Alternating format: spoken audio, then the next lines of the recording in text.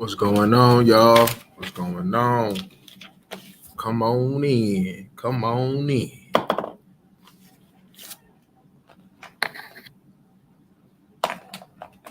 I was able to kind of relax, man. Watch some of that. Had that Monday night football tuned in, man. That was a pretty good game, man. Um, definitely, definitely, Seattle. They played, but they shouldn't have won that game, no.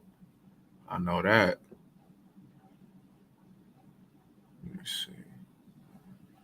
I know that. Twitter.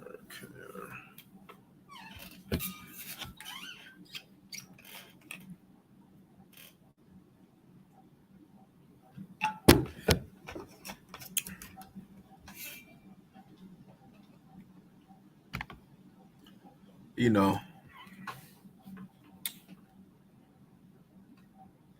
I had a late start to that film. Man, I was up to like I was up to like 5 in the morning last night, y'all. Had to take a nap. Bam, I had to get my day started. Then I was like, all right, let me get on this film, man. Got the film, see some things. I seen some things, man. Donnie Collins. What you mean? What the hell? What you mean?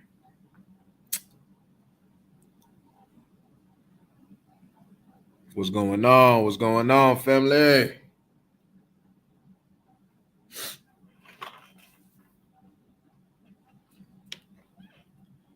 Yeah, man. I seen some things, man. I seen some things that was very alarming, and I see some things that you know that if you looked at it through the eye that we seen last night, just enjoying the game, we would have missed.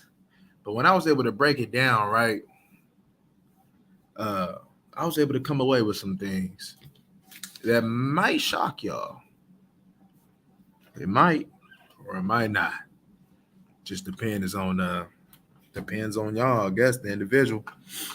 But let's see, man. I took some notes, man. Let's get into it, y'all. Let me see where we at. 2 minutes. All right, let's do it. All right. So the first drive, man, that we had with Temple, right? One thing's for sure, the way that they look, we should have went through that a whole lot more. We should have had Tempo, um, using Tempo. I mean, I'm not saying the whole game, but had a balance, when it came down to using Tempo,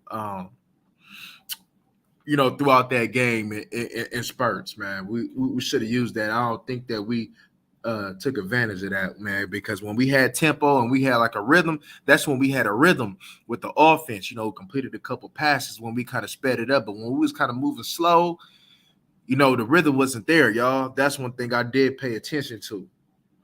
Uh, so the O-line, I mean, yeah, man, that O-line, man. I ain't even gonna say what I was gonna say because I gotta go back to I gotta that ain't gonna do what I thought about the O-line justice. So I'm gonna skip that though, right?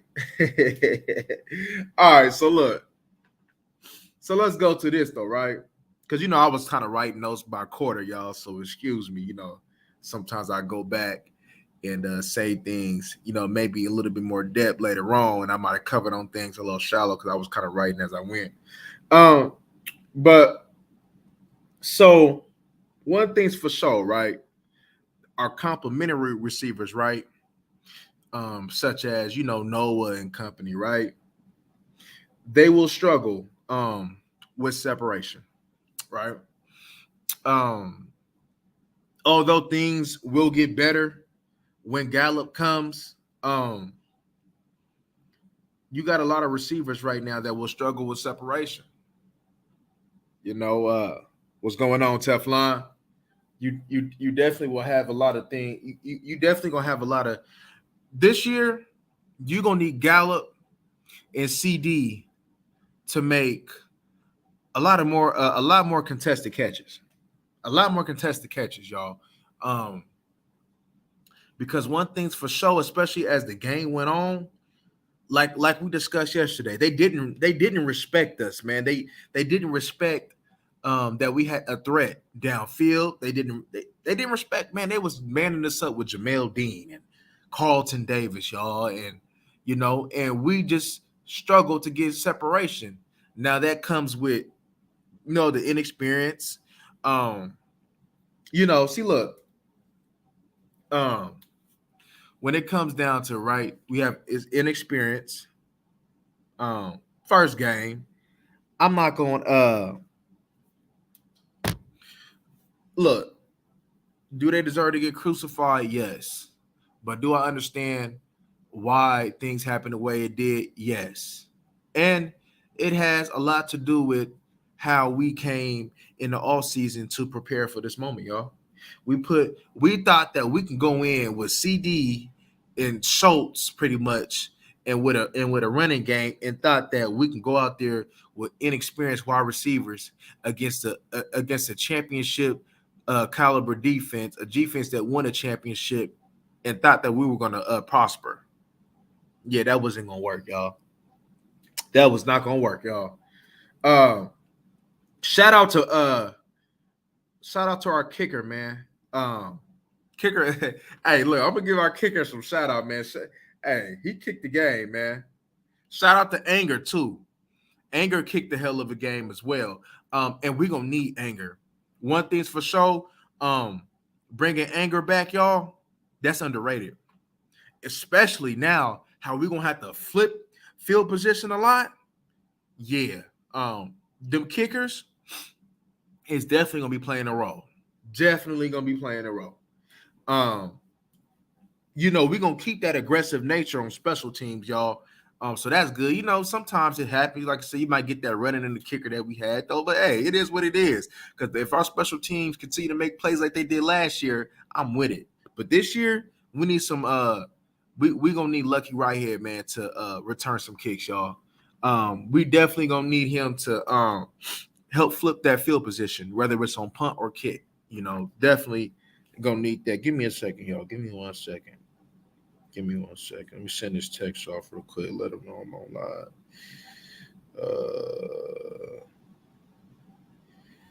I'm on live. I'm gonna hit you after. All right, bet. All right, let's get it. So, man, so when we was talking about stats yesterday, right? It's funny. I looked at Neville Gallimore when he got that tackle. It's funny. He got that on the first drive, and he was a never be seen again. He was never to be seen again. And look, the tackle that he did a very good job shedding, but he was never to be seen again.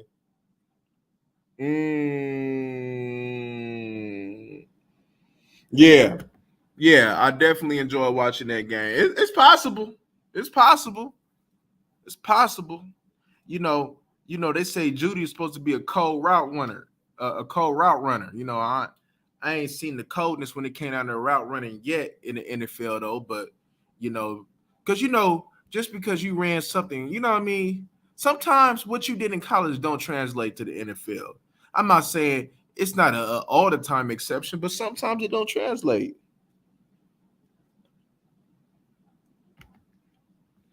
Rethinking some of the. I'm gonna tell you what. If they rethinking anything out of all the decisions, they need to think. They need to be rethinking about that backup quarterback and that wide receiving core. That's for sure what they should be rethinking. All right, let's get to that run game, man. This is where it get a little juicy, right? So, Ghosting. The first time, when we got that gash, right? When we got gash, because we got gash in the Seagate, and the Seagate quite a lot. One thing's for sure, what I seen. Look, I might be going in order because I wrote my notes in order, but I can remember a lot. So one thing's for sure, our DNs, on that right side DN was getting gashed, and part of that had to do with Golston and Dorrance getting washed inside. Quite a few often, quite often, right? When we had them long gashes in the C gap, they were hooking our DNs inside. Our D and we know a DN is supposed to keep outside contained. We're supposed to set the edge. As far as regarding our base DNs, Golston and Dorrance, they did not do a good job. Well, not all the time. I'm not gonna say that they had a bad game, but on them gashes, they had some fault. And I'm gonna tell you who else has some fault as we go down the line, as I go down in my notes, because if I had to tell you if anything that I was irate, I was cussing at the TV earlier, looking at this man play. But I'm gonna reveal who that is in a minute because I was very angry because he definitely, the DNs that we just named, they had a part in it though. But this particular player, man, that I'm getting ready to name in a little bit, But let's move on though. So there's always plays, right, that you should be like, damn, if we would have made that play, the outcome, it might have turned out a little different, right? Not saying like the final score, but who knows? We might have been able to have an opportunity to put some points up. And this particular one, where is it at? That CD, when CD dropped that 3rd and 4 conversion, right? It wasn't an easy catch, right? But in my notes, I put, but my number one wide receiver has to make that catch. We have to move the chains, y'all. And I was disappointed that my number one wide receiver didn't make that catch. Because if he makes that catch, that defense at least gets another set of downs to be able to rest. So, and that goes into what we talked about a little yesterday, concentration drops. He still is having concentrate. It's kind of like Terrell Owens, right? Terrell Owens a bad boy. Terrell Owens will be snagging something though, but every now and then Terrell Owens will just drop something like, what you doing? I wouldn't say he got the case of the Brandon Marshalls, because Brandon Marshall sometimes was a little bit extreme. But one thing for sure, he has concentration drops, and he definitely is going to have to fix that. He worries about taking off. He worries about maybe sometimes he might be thinking about the hit instead of securing the catch, and you never know if he does that. That's going to become a problem. Now we've seen CD, to go back to the Giants game where he caught the ball over the middle and got popped. So we know that he ain't got no punk in his heart when it comes down to going across the middle. But something like that, especially with a team like Tampa, you got to execute on opportunities like that. Yeah, Dak put that a little bit behind him, though. Could have been a better ball, but it should have been a catch that you had. Should have been a catch that you had. All right, so this is going a little past because trust me, I'm going to be off and on this one. So early on, right, in the first 2 quarters, man, right, I seen Leighton Vander Esch, right? His eyes were not disciplined, y'all. And some of the action that they may have, say for instance, they had action going right, but they went left. Some of that was like, you should know, like, that's just the kind of that should get a rookie linebacker. That shouldn't get a linebacker like Leighton. You know what I'm saying? So some of that, like, I'm looking at him like, I know he not going right there. I know he get ready to go right here. Because why would he go the opposite right there when they been gashing us on that side? Why would he go away from that? He just want to get you to pause so he could be able to seal that block, seal either the linebacker or the DN inside so they can get to the edge for that big chunk. And I was very disappointed with Leighton's eyes, especially early on. But throughout that game, I was disappointed in Leighton's eyes. But we're going to get into him. And by the way, Leighton is the player that I was cussing at the TV about. I was very upset at Leighton, y'all. But so when we go to the pick, right? That pick on Dak, right? It was a very poor decision, y'all. It was very poor.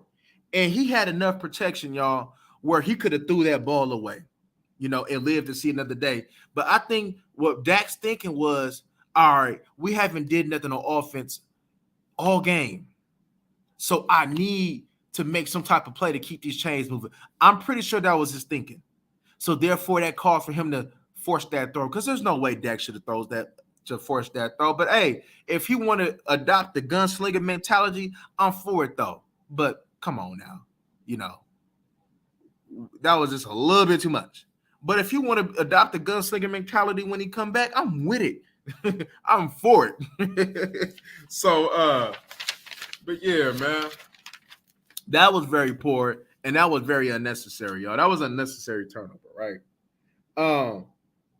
As we know, Dak running more is cap. We know that's cap. And definitely with Cooper Rush, we is not about to run more. So we know that seeing our quarterback run a lot more is BS. I see it when I see it when he come back, I'll believe it. But until then, I ain't buying it. I got in my notes that the Bucs manned up more because they didn't respect the wide receivers. We talked about that earlier, which is facts. Who the hell gonna respect Houston? Who the hell gonna respect Noah Brown? You know what I'm saying? Them ain't nobody that put fear in your heart. It ain't like at least we could have had some Miko Hardman or something like that. But like, you know what I'm saying? Like I said, Noah Brown is a good number 4 wide receiver, y'all. He ain't nobody that I want to, make him into a number 2 wide receiver just because my quarterback trusts him. Yeah, my quarterback may trust him though, y'all, but come on now. This is a passing league, so you need passing talent. And we know a quarterback, in order for him to thrive, he needs talent that can get open and get separation. And right now, he doesn't have wide receivers that can get that separation consistently. He said, yeah, they said Armstrong out. Yes. Look, especially, yes, I agree with you on that Fowler too, because look, it seemed like they wanted to come in and get that protection because they knew that they middle of their line was weak, so they knew that they had to try to make an emphasis on tightening it up sometimes in they splits to keep that middle of the pocket right. And I did see a difference in their passing splits and their running splits. They made it kind of obvious sometimes, y'all. They know that all right, look, Brady gonna get this ball out quick, so let's tighten it up just a little bit, and they did that. With sometimes, you form this little wall, and then, you got, your D tackles at best is just trying to push them back into the quarterback because, if they don't do a quick move, man, to get rid of them, man, it's going to be a minute before they get there. But, so let's see. So in the second quarter, right, around a 2-minute warning, right, Fournette, he got beat, right? And the cold thing about it is, so Pollard was there for assistance, and Pollard got beat by the same dude, and he touched Dak for the incomplete pass. This was Shaq Barrett. I didn't get that, y'all. I honestly did not get that. You know what I'm saying?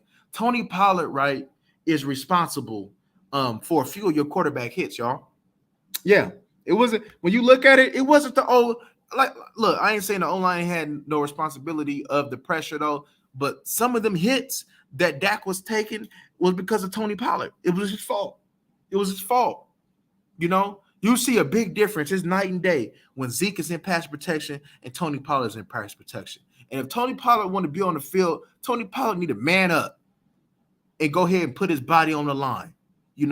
Everything can't be finesse with you. In order for us to get you more on the field, to have a threat of, Sometimes you're gonna be in, sometimes you could they know that when Tony Pollard is in, they know that either it's gonna be cookies when it comes down to him in pass protection, or he about to come out.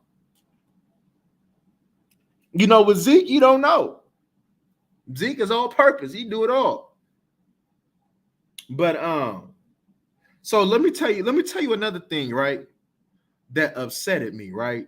And really upsetted me. That this is the D lineman in me talking now, right? This is what upsetted me. Watching Neville Gallimore, right? Getting blocked by scrubs. Oh my gosh. All that peanut butter that they talk about this man done consumed for sizes and still keep your quick, you getting blocked by second string centers and guards. That doesn't make any sense, y'all. I don't like it.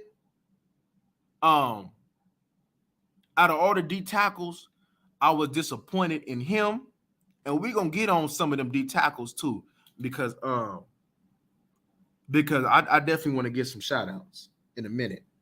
But Neville Gallimore, especially from the role that we need him to play, his pressure, his presence this last game was not felt. His presence was not felt. And that really frustrated me, y'all. Because there's no way, Neville going against, Neville want to look like an all-star in preseason. But when it comes down to facing a guard that you would have seen in preseason, you ain't nowhere to be found.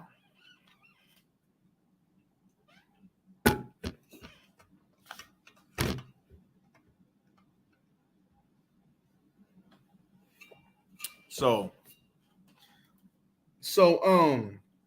look, man, look. I know a lot of y'all may be aware, but let's talk a little bit about Leighton Vander Esch, right?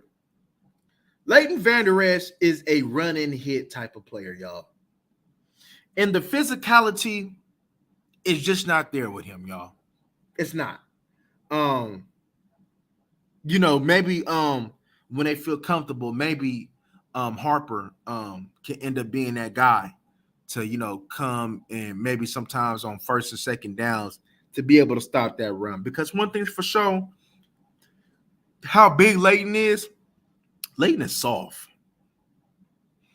Leighton definitely, and Anthony Barr, he had a rep where his eyes wasn't there and he wasn't able to scrape over, and they had a gash on his side too. So Barr is not exempt from this. So Barr had to play like that as well. But Leighton Vander Esch was getting hooked a lot. Leighton Vander Esch his eyes was undisciplined. Leighton Vander Esch was sometimes overcommitting. He was overcommitting. Now, when it comes out to athleticism for his size, Leighton Vander Esch got athleticism, and he's a better pass coverage linebacker than he is run stuff, right? However, that was piss poor linebacker play from Leighton Vander Esch, y'all. That was very poor. Now, I'm probably going to look at it some more because, a lot of it I was paying attention up front the majority of the time, though. The front seven, the line, the backs, and all that, though. But Leighton Vander Esch, his play yesterday was poor. It was very poor, y'all. Poor. Oh, trust and believe. We're going to talk about a little bit about Hill, too. We're going to talk a little bit about Hill, too. Because, hey, y'all know I've been talking about Hill before we started, man. And he made me smile a little bit yesterday, man. Yeah, we ain't touch him like we were supposed to, but you seen that activity that was there, though. But so, I seen people. I observed people talk a little bit about us earlier, how we got gashed inside. That is far from the truth, y'all. That is far from the truth. Actually, inside, stopping the run, we played pretty well. The only time I seen that we got gashed inside was for that 17-yard run by Leonard Fournette, where Leighton overcommitted to the backside A-gap that he committed to, and Leonard just kind of just picked. Two holes opened up, and Leighton just pretty much was guessing. And then so soon as he committed, Leonard he took his step and he zoomed up there, and then it was in recovery mode. So Leighton gets an F from me, y'all. But yeah, that was Leighton's fault. I mean, I'm not saying that he still wouldn't have got no positive yards, because that ain't the case though. But that gash wouldn't have been that long, since the hose was kind of fat. If Leighton would have played that correctly and had a little bit more patience, I would have said that he would have had no more than a 7-yard gain on that one. No more than a 7-yard gain, because he still would have been having to kind of chase a little bit, but Leighton would have been able to catch up to him, and he definitely would at least saved us about 10 yards. So and look, when I see things, I'm understanding. I see things to it. I just don't like the way Leighton played. If it wasn't for Micah Parsons, our run defense would have looked a lot worse than what it did. If it wasn't for Micah Parsons. When it comes down to Micah Parsons, right? It's like Micah Parsons play at this speed, and everybody else on the field plays at this speed. He just plays at a different level than everybody, and you can see that. But look, if Leighton gonna continue to play like that, see, Leighton is gonna be cool when we play the pass happy teams though. But on Sunday, if Leighton gonna do that, you gotta take Leighton out. But let me see. Yeah, we talked about the eyes, talking about the Leighton, and I did see I see a lot of our linebackers, right? You see, the cool thing about it is though, it's fixable, right? It's more of, just being disciplined. And our linebackers in totality, other than Micah Parsons, was not disciplined when it come down to their eyes. That was a problem with their eyes. They weren't disciplined, y'all.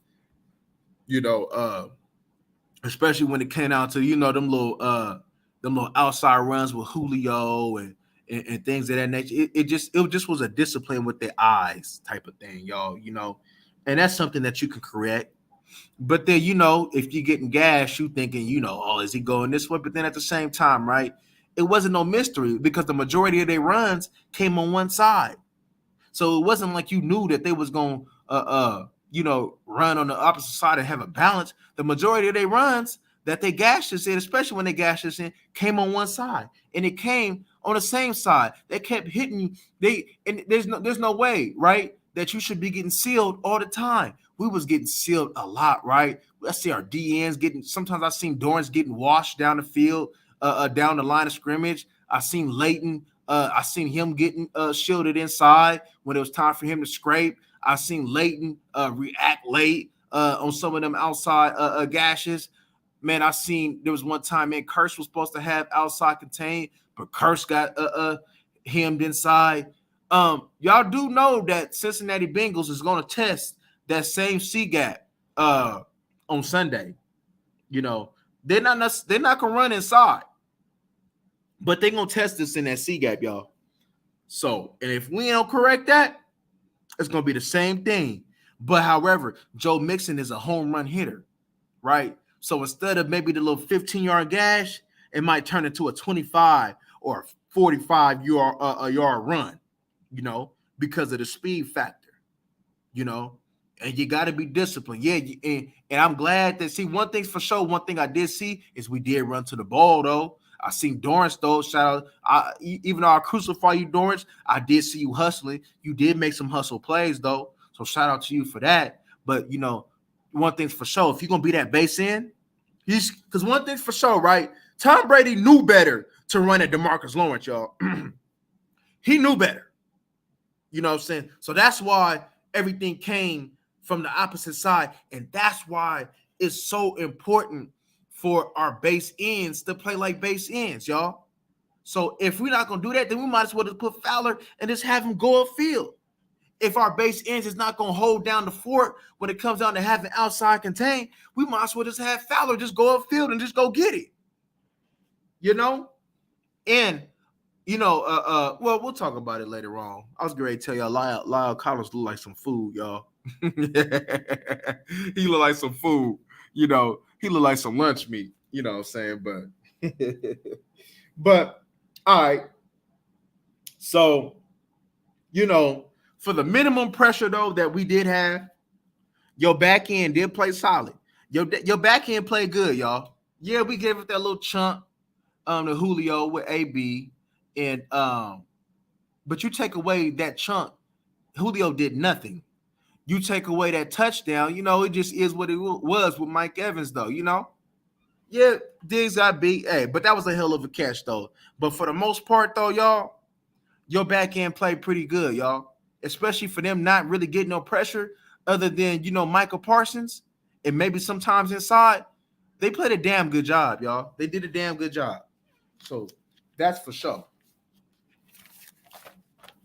Let me get on with this. So what else we got going? All right. So let's give a shout out to your offensive line, y'all. Your offensive line, y'all, they played a good game. They played a good game. They played a good game, right? But here's the thing, right? Here's what I wrote down. And also, when I say that, as well as individually, they played a good game, y'all, as well as a unit. But we're gonna get on that a little bit in a minute, though, right? And if y'all think I'm lying, go look at that film, y'all. Go look at them. But look, so I said this: Kellen should have been more committed to the run.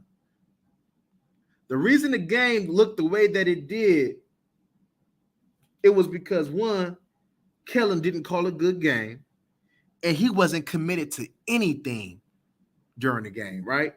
Not, and I mean by committed, I mean by run, pat, nothing. He was just calling plays like he was just calling plays on Madden. He was just asking Madden, He wasn't calling nothing. He was just asking Madden, and then how Madden gave you like 3 options? Yeah, he was just picking one.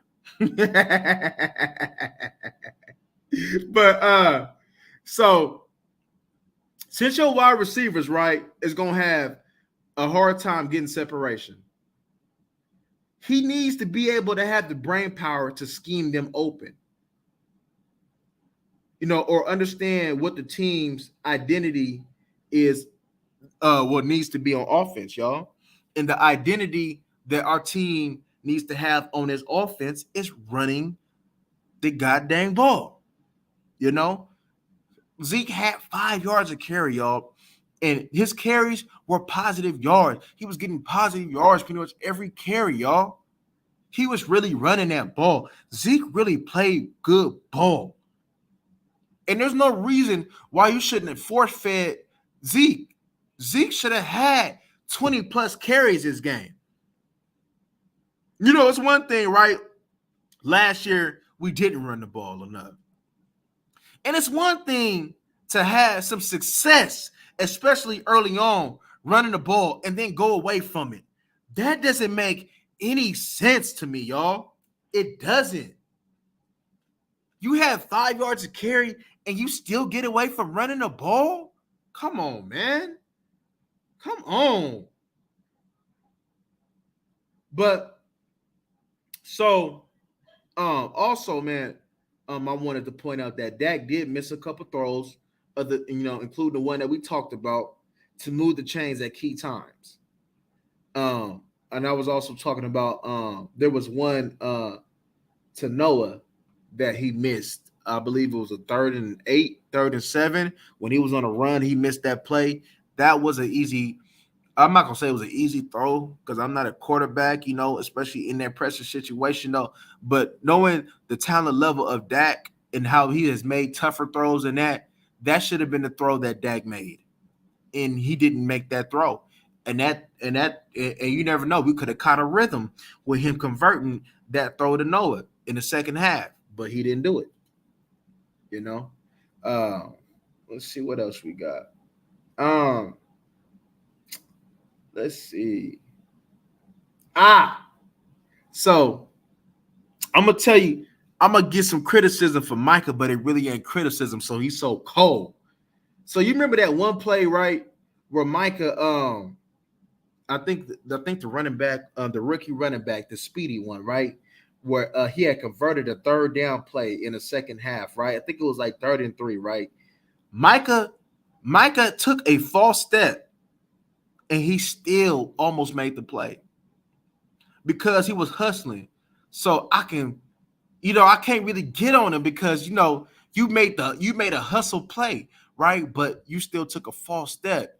And it's kind of like I say that it kind of be unfair because I'm damn near judging you, Micah, off of like perfection. You know? When they said God so loved the world that he gave his only begotten son, he was talking about Micah Parsons, y'all. You know, so when I judge, when I judge Micah Parsons, y'all, it's damn near off of perfection. I ain't even gonna lie because my standards for Micah. See, Micah messed up. See, Micah done set the bar high and set the bar high that only him can top it. But Micah Ball. Michael Ball. I'm pretty sure Micah will tell you that he can do better, but that's just the high expectations of it. Let me tell you something about Micah. Micah, when it's all said and done, y'all, and I'm not playing, I was thinking about this earlier. That man probably maybe, I've seen a whole bunch of cold football players, right? But Micah might be one of the best football players, if not the best football player that I've ever seen in my life. And that's real. That's real. Uh the way he plays the game is just, and the cool thing about it is, especially last year, what he was doing was just off of physical ability. Now when you put not only God given into what you're doing technique wise and you study and you put it all together, oh my gosh. Oh my gosh, man. Oh my gosh. So let me give individual shout outs, y'all, right? So one thing on that D line, I'm gonna give a shout out to Osa, Bohannon, right? And who else I done put up in here? Oh, and Tristan Hill. And I'm gonna tell you why. Not only did they play a good game, right? Bohannon, Bohannon played a good game, stacking them blocks, not getting pushed, and holding his ground like we need our nose. Look, we don't expect 5 to 6 sacks from Bohannon. We expect for Bohannon to be a big body and for them not to move for you to be a force in the run game. Kind of like the value that Seattle had with Damon Snacks Harrison. We expect for you to have that type of value in the run game, y'all. I mean, Snacks was cold, right? I'm not gonna say he's Snacks, but we need to have that type of production from you. And that's his first real game against them circumstances, against this quality of team. Shout out to Bohanna. He played a hell of a game. Shout out to Osa. Osa played a pretty good game too, as well. Them two was the reason why it was so, it was stone cold in the middle where they didn't really have success running the ball. And I'm gonna say shout out to Tristan Hill, because not only did you see activity from him, yes, sometimes he fails, what I mean? But look, not only did Tristan Hill touch the quarterback, right? Tristan Hill was actually solid when it came down to, especially on the goal line, he was actually pretty solid. No, not the goal line, but damn, what was that play, man? Where I think it was I think it was goal line, man. And it was a 3rd down. And then he just pretty much kept his strength, kept the blocker at bay, stuffed them, and then they was able to come through. I believe it was on that Micah Parsons sack. I believe it was the Micah Parsons sacks when we got off the field. Yeah, man, Tristan played a game. And I'm going to tell you what, Tristan Hill is your most active D tackle when it comes down to just strictly getting after the quarterback in the passing game. His activity is what you need. Like I said, there's a reason why Dan Quinn keeps him around. It's because of his activity.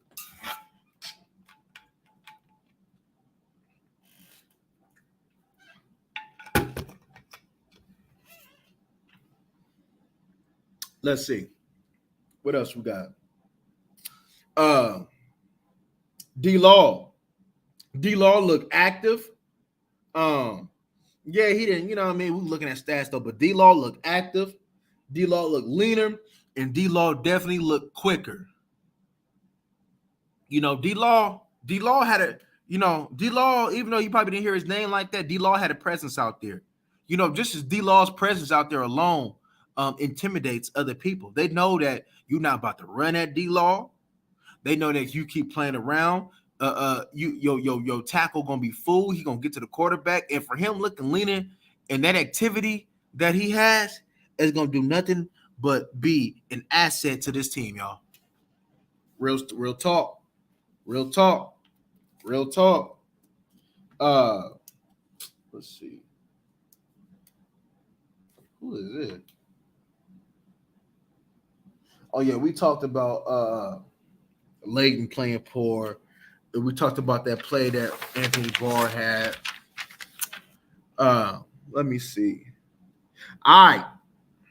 So I told y'all, man, I was looking at Farniak, right? And off my naked eye yesterday, I was like, he had a good game, y'all. Other than, you know, he had maybe one trouble picking up a stunt and he got beat. I don't know. I think, was it a swim move? No, I think he just tapped them hands down. This was the Shaquille Barrett play that I was telling you about, that when he got beat, Tony Pollard got beat too. Other than them couple plays and something else, he had a pretty good game, y'all. He had a pretty good game. He had a pretty good play, man, where he opened up a fat hole for Zeke, and I believe it was a 7-yard gain. He had a pretty solid game, y'all. You know, let me tell you something too. Your rookie, I'm impressed with your rookie.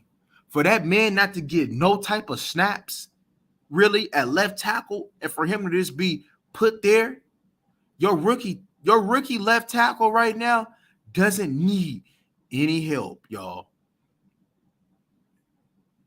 Because look, you was going to find out about him, especially going against Barrett, right? Your rookie tackle did a hell of a job, y'all, especially for his first game. The man played ball. I seen him moving bodies. I seen him get a couple pancakes. He was moving people down the line of scrimmage. Your rookie tackle, even though he should be a guard, just him as the player in general, he for real. He for real. And he only going to keep getting better as the time go. And he's only going to continue to evolve, you know, especially now that the pressure is really going to be on this offensive line now that we ain't got Dak. You know, especially we got a quarterback that is not mobile. So the pressure is really going to be on because, you know, he ain't the most mobile in the pocket, you know. So the pressure is going to be on. He played a pretty damn good game, man. Yo, center. Hey, look, man. Yo, center played a good game as well. He was not a liability, y'all. He put a smile on my face, man. He held up. And hey, look, Vita Vea, Akeem Hicks, Ghostin, them are some boys. You're not gonna see boys like them quite often going down in the season, y'all. Them are some strong boys, y'all. Them are some cold boys in the run game. And your center played a good game, y'all. He played a good game. And you know, but look though. You showed me once, though, he definitely going to have to do it again on Sunday going against Big DJ Reader. And if he can double back and get it to us, hey, he took that step. But like I said, I told y'all before, I said you're going to find out about your center if he took the next step and if he's going to be a liability. He showed that this game that he was not going to be a liability, y'all. I'm proud of your center. Terrence Steele. Other than the penalties that he had, right? Because 3 of them penalties was on one drive, y'all. So, you know, when I hear people talking about he didn't play a good game, that is false. Terrence Steele actually played a good game. He just had 4 penalties, which he going to have to correct. But other than that, you know, he played a good game. So what? If Flozo Adams get 2 false starts, 3 false starts in the game, and he dominated. He didn't have a good game. No, we look at a couple bad plays from an offensive line and say that they didn't have no game. We can't do that. There's 60, 70 plays, in the offensive game. And if 2, 3 of them was bad, that don't mean he ain't had a bad game. That just mean he had a couple bad plays. And to expect perfection from somebody like Terrence Steele, that's asking too much. He ain't Michael Parsons, But one thing's for sure, especially him and Zach Martin, they played a good game, and especially we was able to have success running behind them. And we definitely, especially going forward, we're gonna have to run behind him and Zach Martin. So of course Zach Martin gonna have him a good game. But overall, individually and collectively, your offensive line performed very good. And even in the pass game, y'all, Shaq Barrett, he had his pressure though, but a lot of that was inside, stunts and things like that, right? But then they had times where they, learned and picked them up, right? Look, like I said, a lot of your quarterback hits, a few of them was on Tony Pollard. A few of them was on Dak. But look, your offensive line in both phases of the ball, they played pretty solid, y'all. And if we could continue to build on that performance, isn't good. You said you wanted to establish physicality. They was doing that. Zeke had 5 yards of carry, but your brainless offensive coordinator went away from something that was working, especially early on. How do you go away from something that's working? That doesn't really make any sense to me, y'all. But he did that. Like I said, Zeke played excellent. Let me see. Hopefully, man, your wide receivers can use this. See, look, man, if Houston can become a player where he can win quick inside, kind of like what we was talking about yesterday, then Houston going to be an asset for this team. See, we need Houston to kind of like, when he got that, I believe it was that slant against, I think it was Carlton Davis, when he had the in-breaking route, that's something that we're going to need for Houston to do. Maybe 3-4 times a game at minimum. Maybe on that third down, man, when they double team CD, they got a linebacker covering CD, safety over the top. And, the Dalton, they got attention to Dalton. And it's one-on-one, with their secondary third corners, man. I need Houston to be able to win that matchup and to be able to convert that 3rd and 4, that 3rd and 5, that 3rd and 6. He going to have to be able to convert that, because you can't rely on Noah, man. Noah is just stiff. Noah isn't just a good, he's just a football player, y'all. And to ask Noah to be a full-time wide receiver is really asking too much of Noah. It's really asking too much of him. He's not really, he's just a football player, a special teams player, right? That can contribute in the passing game at times. So with that being the case, y'all, we want Noah in a smaller role. Hopefully Gallup can come back this week, but if not, you're going to need somebody to step up. You're going to need Tony Pollard, to be able to get 4-5 catches. So I don't even understand why we didn't even use him at wide receiver. I don't understand it. I really don't. So look, let me tell y'all something. Let me give you some optimism. And I'm not lying to y'all. I really feel this. And this ain't even a cowboy in me. This is me just looking at for things the way it is. Right? If your team can build up on and create that C gap problem, continue to build on that defense performance and continue to get better. If your offensive line at minimum can play like that and continue to get better, and your wide receivers come back healthy and your quarterback come healthy, I'm optimistic that we can make a run in the second half of the season. Yes, the first half of the season going to be a little bit shaky. There may be some games there. I don't know what to expect. I don't expect what I thought I could have expected early on, but I know that every game will be a test. Every game will be a battle, and we'll be better for that once all the pieces come back into play. You get Peters. So, if you wanted to play Peters, you can make that you can make that whole offensive line stronger and bigger by putting Peters at left tackle and putting Tyler Smith in at left guard. Now your offensive line just got more athleticism, got bigger, and got better, and got more experience just with one move. When Gallup come back, when James Washington come back, if you choose to go out and go seek another wide receiver, that's going to be good for when Dak comes back. That's going to be good for when Cooper has to play, at the end of the day, right?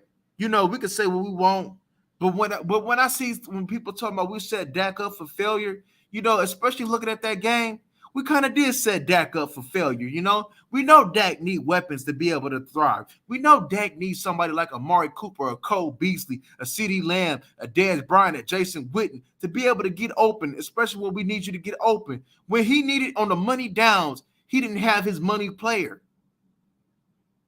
This was a learning experience for CD. Now you got to worry about garnering that extra attention. Now you got to worry about, facing double teams. Now you got the number one corner, looking at you now. So this was a learning experience for CD.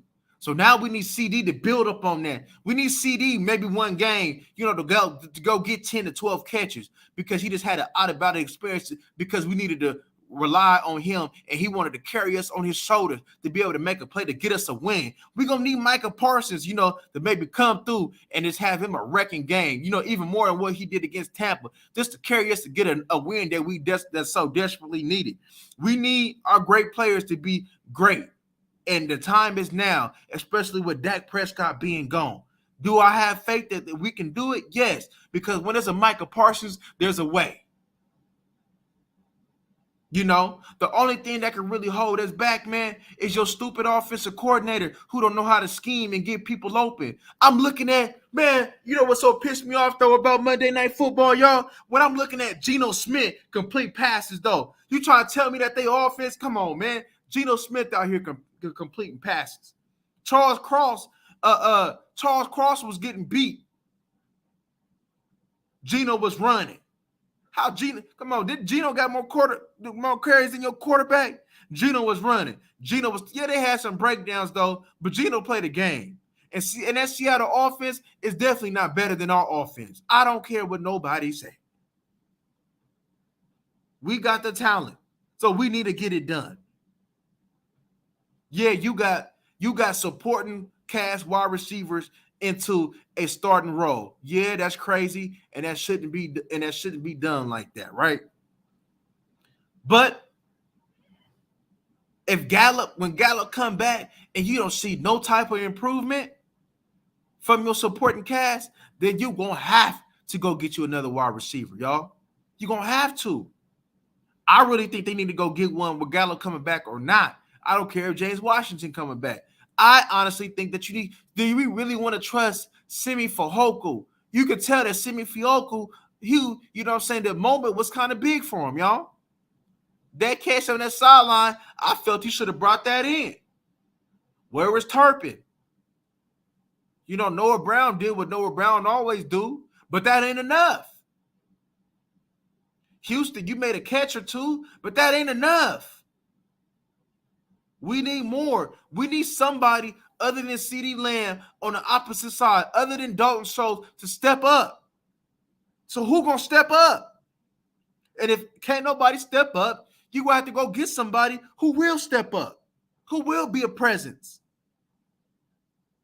So,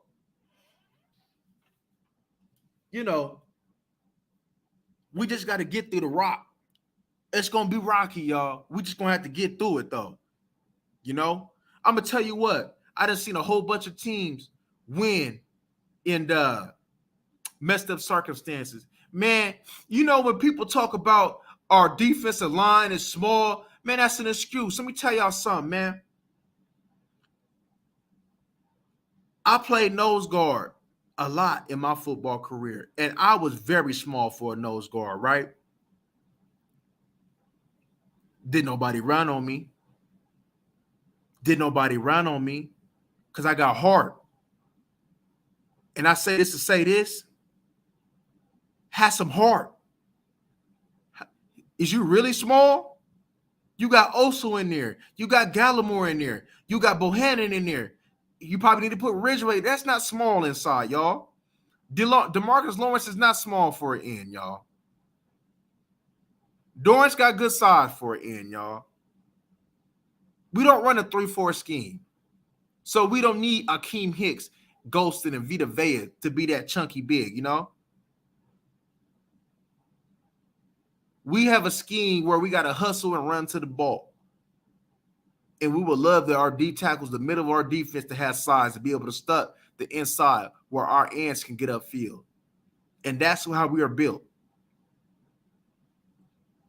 So all that small excuses, man, say that for the birds, man. I done played on plenty of teams where we were small, but we had the heart, we had the technique, we had the desire to get it done, and we got it done. So heart, desire, that's gonna get it, that's gonna win. You know? I didn't know 300 and something pounds was small. Yeah, you ain't looking like a Pittsburgh defense. You ain't got the Pittsburgh big boys on that line. You ain't got the Baltimore big boys on that line. You ain't got DJ Reader. I understand. I definitely understand. But in the same token, y'all, that's no excuse. That ain't no excuse why we should be getting gashed in the run game. That's no excuse. Where your heart at? Where your technique at?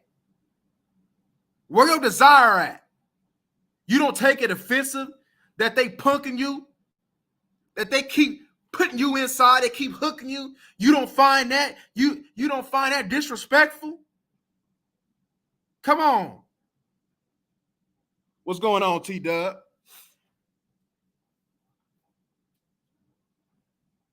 So, where your heart at? Where's your will to win at? That's what it comes down to, y'all. Are y'all just out there to go get a check? Or is y'all out there because y'all really want to win? And then collect that check while you're winning? You got people out there who love winning. Tom Brady come back because he love winning. He don't need the money. He love to compete. He love winning. He want another ring. You see Micah Parsons. He love winning. He wants to win. Look how he plays. His play backs up his talking. So if they doing a whole bunch of talking and they play ain't backing it up, I ain't trying to hear it. I ain't trying to hear it. I am not trying to hear it. If Dorrance Armstrong can't get it done when it comes to being the base end and stopping the run, if he keep getting hooked like that, then you need to put Fowler in. You need to go get Sam Williams some tick. Just roll with them. They're going to get upfield. Just have them get upfield then. There's no reason why to have a limited pass rushing D end that keep getting hooked in the run game. That's pointless.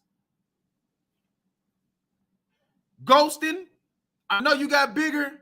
I know you ain't really got the experience though, but there's no reason that you should be getting hooked anyway too. That's one thing that you learn in Pop Warner. Outside contain, hold the edge, don't get hooked. You learn that from as a kid. You see that they trying to push you inside. Fight. You got to fight sometime to get outside contained. You can't just be willingly going out like that. Fight. Have some fight in y'all. And if they have some fight in them, by the time Dak come back, the season won't be over. And they can go ahead and win it. Now we ain't worried about, right now, yeah, it'll be cool to win the division though. But right now we worried about surviving. We worried about when Dak come back, can we make a run? That's what we worried about right now. We don't want to be out so far back that we can't make no run when Dak. We don't want the season to be over when Dak come back. That's the goal. And if we can accomplish that goal, I believe that we can build up on. Because by the time Dak come back, I believe James Washington should be getting ready to come back. Gallup should already be back. Peters will probably be in the fold. Your rookie going to have more experience. And y'all gonna be playing much better. Bohannon gonna have more experience. He gonna start looking better. Ridgeway will probably pretty soon gonna have to get that call. Harper, the way that soft ass Leighton Vander Esch was out there playing the run, he probably gonna have to get a call soon. So your team, by the time Dak gonna come back, should be more seasoned. It should be more ready to make this run. So all Dak got to do is just bring his presence and let's get it done. That's pretty much what it come down to, y'all. That's pretty much what it come down to. Ain't no more excuses. I'm seeing lesser teams with even lesser talent put points up, score, get it done. No excuse. If you can win against the Vikings with Cooper Rush, I don't care if we had the weapons, man, you can win with Cooper Rush right now. Defense, just step up. Defense, you're going to have to score. Special teams, you're going to have to flip the field position. You're going to have to run Zeke 25 times a game. That's what's going to get it done. Dalton Schultz, quit trying to look pretty out there. Start blocking. Quit being the punk when it comes down to blocking in the run game. You said you want to win. You want to get paid with a show-up because I don't believe that they should pay you, blocking or not. But if you want to go get paid, man, you need to go block. You said you for the team, you need to go block. A lot of the times now, we're going to have to be in 2-3 tight end sets, y'all. Especially the way that our wide receivers is playing right now, we're going to have to be in 2 to 3 tight end sets often. We're going to have to keep Ferguson in to block often. It don't matter if they know where we're going to run it. Can you stop it? Can you stop it?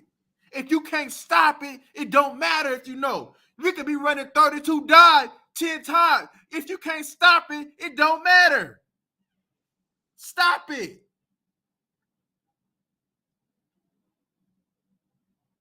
Yeah, man, I agree, T-Dub. I agree. He need to go. I don't even know why we brought him back. Come on, you could have won. You could have did something better, man. I like man, I was looking at that little that Lions linebacker, y'all. I think his name was Rodrigo or something like that. He was playing some ball for the time I looked at him. You tell me, Harper?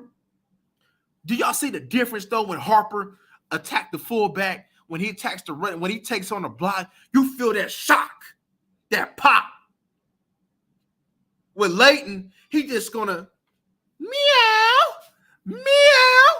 You know, Leighton just gonna he gonna try to beat that cat with a dog. You know, Leighton ain't gonna bust a grape in a grapefruit fight.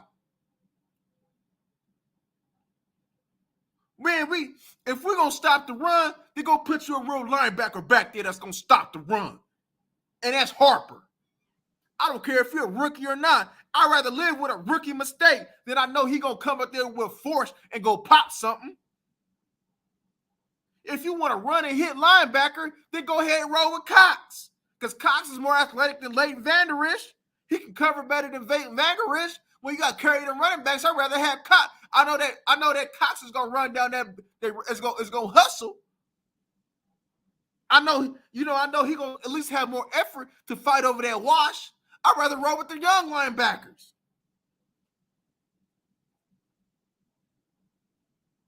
Yeah. You know, I believe that Jabril didn't play because they knew that Tom Brady was going to play chess. And I don't think that they felt that he was ready enough to be able to play chess with Tom Brady. But one thing's for sure with Joe Burrow, somebody like Jabril Cox will be needed.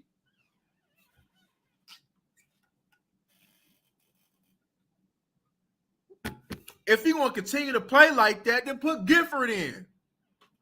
See what these boys got.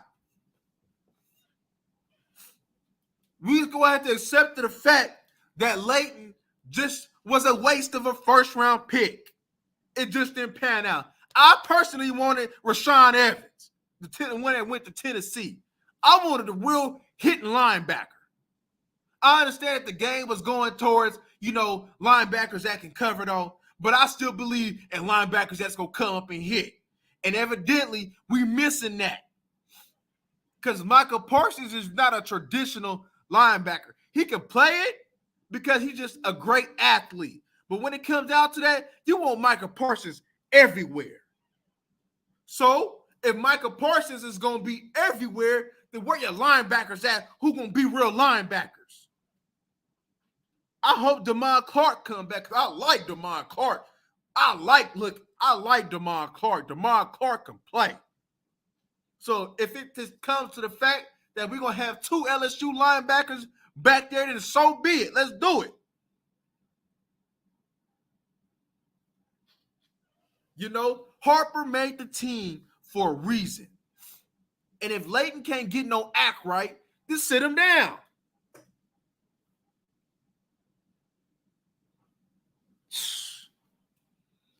We can't afford no soft. We can't afford nothing soft this Sunday. We got to take it to him on Sunday. Is we going to expect Joe to turn the ball over 4 or 5 times this week? Probably not. He going to learn from that. He going to grow from that. Is they banged up? Yes. You know, Higgins got concussion. I think Mixon had an ankle. I seen Boyd go down a little bit. They a little banged up, but it don't matter. We banged up too. Man, get out there and win. It don't matter if they were full strength. Get out there and win.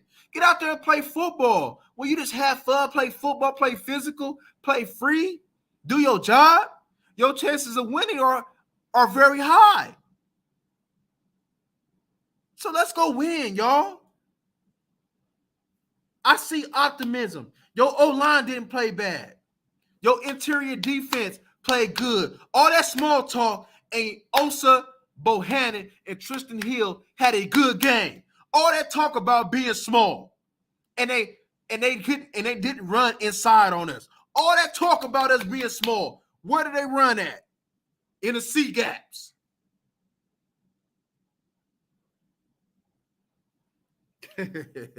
Anthony Brown. I like Anthony Brown, though, man. You know, for what we drafted him at and for what he's doing, especially with the contract, he's giving us some value. However, yo, right? This is right? We need, if we can get Kelvin Joseph, man, to be the player that we thought that he was going to be coming in, man, that's just going to make this team even better. To have that big, strong man that can run with some size, man, and covering better, that's just going to be nothing but good for us, man. But we got to play Anthony Brown more because Nashawn Wright showed that he wasn't ready. Kelvin Joseph showed his struggles in the preseason, you know? So we got to try to bring them along, you know? I believe, you know, when Kelvin Joseph, because, you know, Anthony Brown ain't coming back for another contract. So I believe, you know, when it's all said and done, we hoping at least one of them corners, whether it's Nashawn or Kelvin, can step into a role and be that second corner on the opposite of Diggs. It may come a time you may lose Brown and Lewis in the same offseason.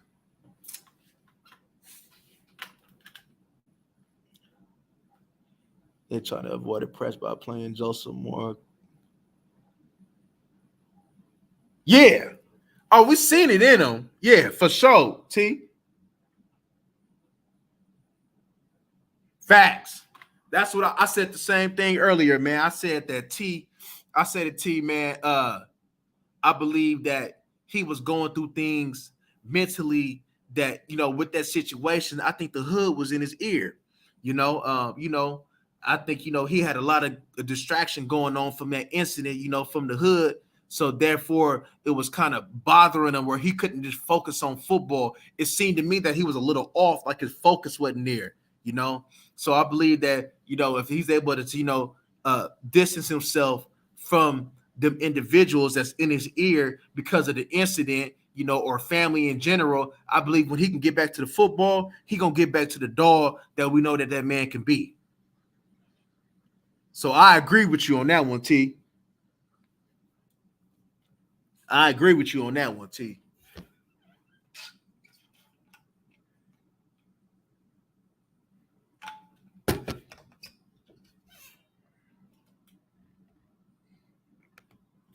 You know, especially man, we going against a lot of big receivers, man. We going against Chase. Chase a dog. Higgins got size. Higgins can play. You know, Hurst, you're gonna have to put somebody on Hurst. Hurst can play ball. You know what I mean? Tyler Boyd, you know, if you don't have no attention on him, he can be sneaky. You know, so you got something. You got to handle your business this week, man. You know, you got another challenge. You got another test, man. The first test we failed.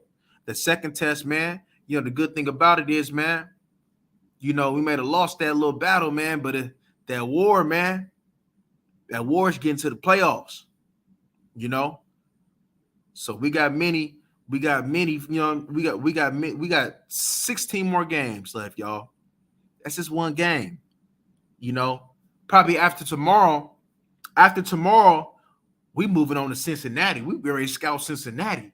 So, you know, after tomorrow, I'm gonna be scouting Cincinnati. We get ready to move on, you know. We got to have a short memory, just like they're going to have a short memory, you know? So we're going to talk about this probably a little bit more tomorrow. But, you know, after tomorrow, we got to move on and handle our business, man. When it comes down to Cincinnati, we got to prep for Cincinnati, y'all. You know, it's just that common thing, man. You know, we got to build. We need to be up in practice. We need to be hitting. Especially on the defense, the DNs, you need to be working on drills that's going to keep them to be physical, to set the edge. You need to go have Leighton and some Oklahoma drills with his soft ass. You know, we're going to have all that, y'all. It's just something about Leighton that just irritates my soul. How the hell does he drop off from the first year to this? I understand it's the neck, but damn. Was this always been Leighton? It just he just had no film on him? Has this always been Leighton? I'm like, how do you come, you know, from so much promise, you know, first year to this now? It just be crazy to me, y'all. Oh, yeah. Parsons gonna tear him up. I think Law gonna tear him up too. Because it seemed like Lyle was in that kitchen. You know, it seemed like Lyle was being a little lazy. So if you know what TJ Watt gonna tear you up, just think what Parsons gonna do to you. Parsons gonna tear him up.